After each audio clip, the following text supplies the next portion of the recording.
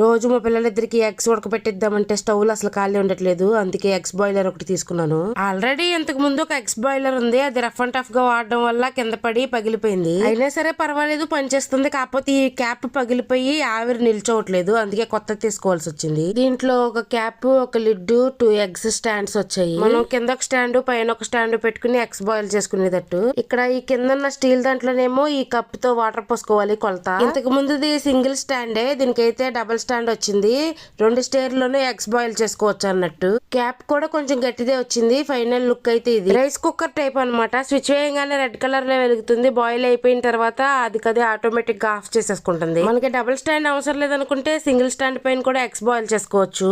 ఇప్పుడైతే నేను eggs boil చేయడానికి వాటర్ పోస్తున్నా. 2 కప్స్ ఆఫ్ వాటర్ పోసి 3 ఎగ్స్ అయితే పెట్టుకుంటున్నాను.